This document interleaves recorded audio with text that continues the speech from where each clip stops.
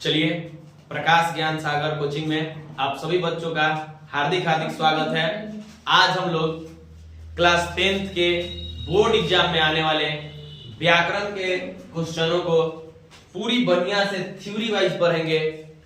यहां से सबसे ज्यादा क्वेश्चन आता है और इस बार 2024 का एग्जाम बीता है, इसमें आप लोगों ने देखा है कि सबसे ज्यादा हिंदी में व्याकरण से क्वेश्चन आए थे। पूरे 100 ऑब्जेक्टिव में 60 से 65 क्वेश्चन केवल व्याकरण से आए हुए हैं। इस बार बच्चों को बहुत ज्यादा परेशानियों का सामना करना पड़ा है। इसी परेशानियों को एकदम दूर कर देने के लिए प्रकाश ज्ञान सागर कोचिंग में आप सभी बच्चों का स्वागत है। आज हम लोग व्याकरण को शुरू से एकदम शुरुआत करेंगे और एकदम जीरो से हीरो लेवल तक ले चलेंगे। लोग एकदम व्याकरण आज शुरू होगा और आप लोगों के बोर्ड परीक्षा तक पूरा एकदम लाइन बाय लाइन एक ही चैप्टर को पूरा बढ़िया से समझा कर यहाँ पे व्याकरण पढ़ाया जाएगा।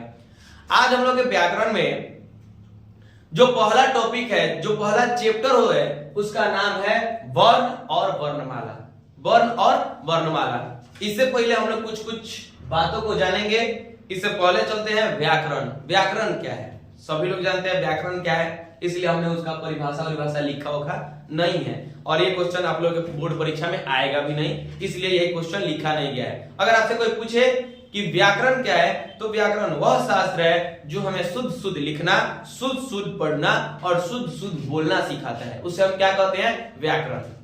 जो जानने की चीज है वो है कि व्याकरण जो पूरा पढ़ लेता है, जो व्याकरण का ज्ञाता हो जाता है, जैसे इतिहास के ज्ञाता को इतिहासकार, उसी तरह से व्याकरण के जो बहुत बड़े ज्ञाता होते हैं उन्हें कहा जाता है व्याकरणी। व्याकरणी कहा जाता है। व्याकरण के ज्ञाता को क्या कहा जाता है? व्याकरणी कहा जाता है। आगे जो व्याकरण की शुरुआत हुई थी, वो शुरुआत हुई थी पाणिनि की एक पुस्तक अष्टाध्यायी के द्वारा।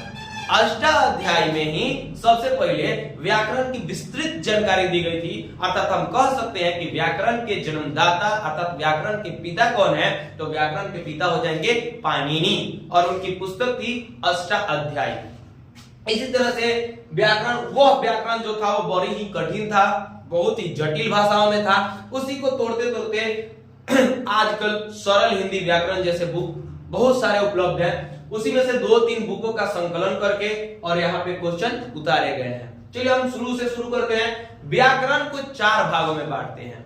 व्याकरण के क्या भागों में बांटते हैं? व्याकरण को 4 भागों में बांटते हैं। सबको वर्णमाला के प्रकार बताता है, व्याकरण का प्रकार ज्यादातर लोग नहीं बताते हैं, लेकिन आप लोग ध्यान रखिएगा व्याकरण को मुख्यतः 4 भागों में बांटा गया है।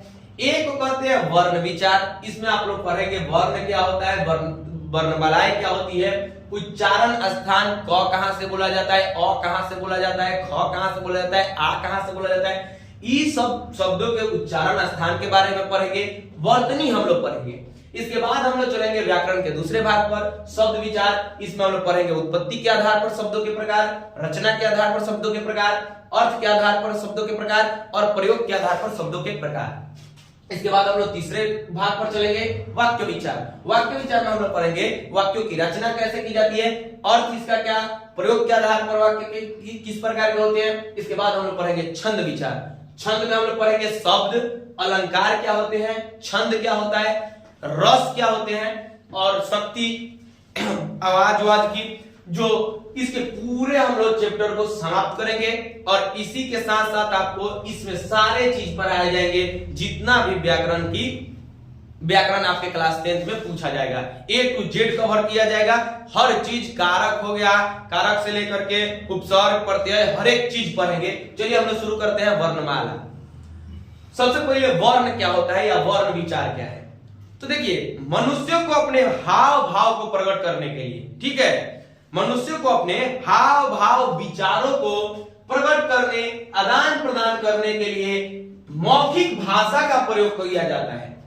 हम लोग अपने बात को बताने के लिए कुछ बोलते हैं, जैसे हमें खाना चाहिए तो हम बोलते हैं हमें खाना दीजिए। तो जो हम बोल रहे हैं इसके सबसे छोटी इकाई को हम कहते हैं ध्वनि। इसके सबसे छोटी इकाई को हम क्या कहते हैं? ध्वनि। और ध्वनि को ही हम क्या कह सकते हैं? वर्ण। जब हम इस बात को लिखते हैं तो इसकी सबसे छोटी इकाई वर्ण कहलाती है, और जब हम बोलते हैं तो इसकी सबसे छोटी इकाई ध्वनि कहलाती है। अर्थात ध्वनि और वर्ण में किसी भी प्रकार का अंतर नहीं है। अंतर यह है कि जो लिख दिया जाता है उसे वर्ण कहते हैं, जो मौखिक रूप से कह दिया जाता है उसे ध्वनि कहते हैं। अर्थात दोनों का परिभाषा एक ही होगा। मनुष्य को अपने हाव भाव विचारों को आदान प्रदान करने के लिए जिन मौखिक भाषा का प्रयोग किया जाता है या अध्ययन किया जाता है, पढ़ा जाता है, उसे हम वर्ण विचार कहते हैं। उसे हम क्या कहते हैं? वर्ण विचार कहते हैं। यहीं पे लिखा गया है वर्ण। वर्ण क्या होता है? तो मौखिक भाषा की सबसे लघुत्तम इकाई, जो हम बोलते हैं इसकी सबसे जो छोटी इकाई है, इसी को हम लोग लिखित रूप के वर्ण कहलाता है। जो हम लोग बोलते हैं उसके लघुत्तम इकाई को, मौखिक रूप के लघुत्तम इकाई को हम वर्ण कहते हैं, या इसी को हम क्या कहते हैं? ध्वनि कहते हैं। वर्ण लिखित भाषा की सबसे छोटी इकाई है। ये जो लिख रहे हैं भाषा, इसकी सबसे छोटी इकाई क्या है? वर्ण है। सबसे छोटी इकाई कहने का मतलब है कि देखिए, अगर हमें लिखना है राम, क्या लिख रहे हैं हम? राम। तो हम कैसे लिखेंगे? र प्लस आ प्लस म प्लस अ, मतलब इन सब चीजों से मिलकर हमारा बन रहा है राम। तो इसकी जो सबसे छोटी छोटी इकाई है, ये जो लघुत्तम इकाइयां है एक एक करके, इस सब को हम क्या कह सकते हैं? ये हमारा हो गया वर्ण। और इन्हीं सब के संयुक्त रूप को हम कहते हैं वर्णमाला। वर्ण लिखित भाषा की सबसे छोटी इकाई है। जो लिखते हैं इसके सबसे छोटे इकाई को, सबसे छोटा छोटा इकाई है, इसको कहते हैं वर्ण। वर्ण को ही अक्षर कहते हैं। जैसे हम कहते हैं क लिखो, तो क क्या है? अक्षर है। ख अक्षर है। अ अक्षर है। हम कह सकते हैं कि वर्ण को ही क्या कहते हैं? अक्षर कहते हैं। जो छोटा छोटा टुकड़ा खंड होता है, एक एक शब्द जो होता है, उसको हम अक्षर कहते हैं। अक्षरों से मिलकर के शब्द बनते हैं, यानी अक्षर को ही हम वर्ण कहते हैं। और वर्णों से भी तो मिलकर वर्णमालाएं बनती है, यानी शब्द का एक निर्माण किया जाता है। अर्थात वर्ण को ही हम क्या कहते हैं? अक्षर कहते हैं। आते हैं वर्णमाला। वर्णमाला क्या होता है? तो आप लोग को यहीं पे बता दे रहे हैं। एक एक वर्ण जब मिल करके कोई एक शब्द बना देता है, तो इसी का नाम होता है वर्णमाला। आगे जैसे कि वर्णमाला, वर्णों के क्रमबद्ध अध्ययन को लाइन बाय लाइन, जैसे हम पढ़ते हैं अ आ हर्षई दीर्घई हर्षौ दीर्घौ, तो इस तरह से जो लाइन बाय लाइन हम लोग पढ़ाई करते हैं, इसके क्रमबद्ध अध्ययन को ही हम कहते हैं वर्णमाला। जैसे हमको क पढ़ना है तो हम ऐसे थोड़ी पढ़ेंगे क ज ख प अ, ऐसे नहीं पढ़ सकते हैं हम लोग। क में पढ़ेंगे क ख ग घ अंग। लाइन से जो पढ़ाई किया जाता है, इसी लाइन के अध्ययन को हम कहते हैं वर्णमाला। इस शब्द को लिखने में जो लाइनों का प्रयोग किया जाता है, इसी को हम वर्णमाला कहते हैं। हिंदी में जो वर्ण होते हैं, स्वर वर्ण और व्यंजन वर्ण, इन सबको मिला करके और जो भी वर्ण आते हैं, संयुक्त वर्ण, इस तरह से जितने भी वर्ण होते हैं, उनकी कुल संख्या है 52।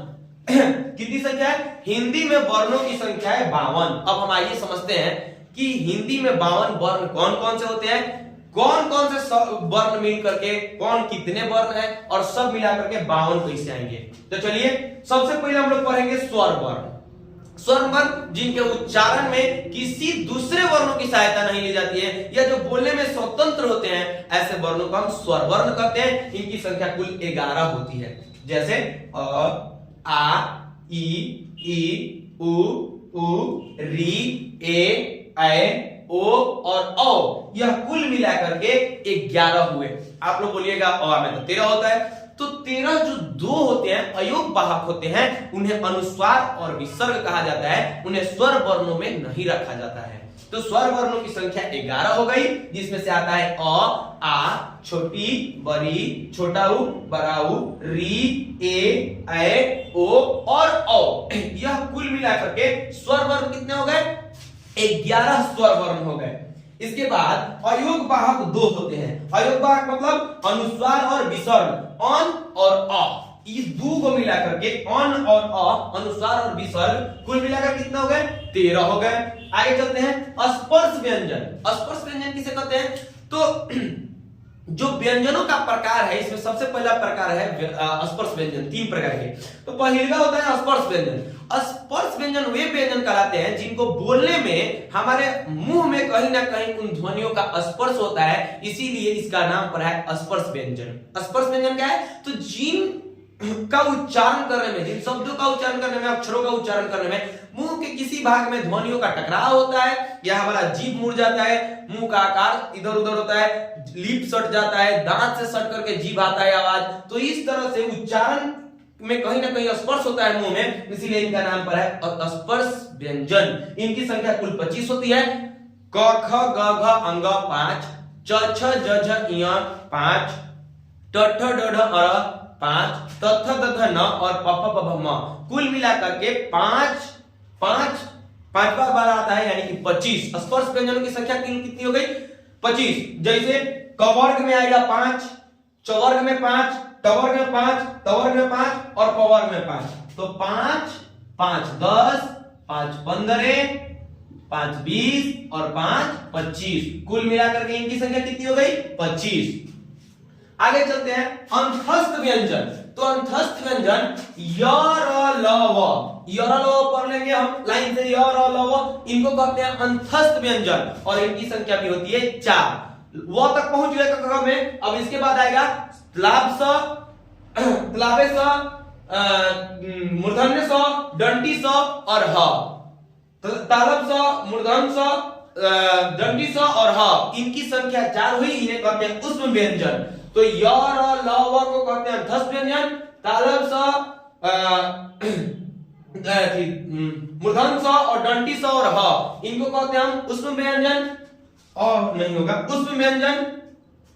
और छ त्र ज्ञ और स्र, इनको मिलाकर के कहते हैं संयुक्त व्यंजन। संयुक्त इसलिए कहते हैं क्योंकि यह दो के मेल से बने होते हैं, इसलिए इन्हें क्या कहते हैं? संयुक्त व्यंजन।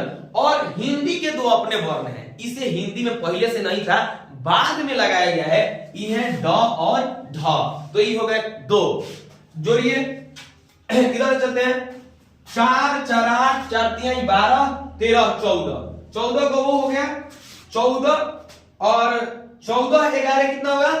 25, 25 और 25 50 और 50 2 52, मतलब कि वर्णों की कुल संख्या कितनी होती है? 52। अगर क्लास आपको पसंद आया है तो वीडियो को लाइक कीजिए, शेयर कीजिए, कमेंट में बताइए कि कैसा क्लास लग रहा है। अगर कुछ कमी हो तो कमी भी बताइए, और अगर अच्छा लगा है क्लास तो अपने दोस्तों के पास शेयर कीजिए, सब्सक्राइब करिए। जय हिंद, जय भारत।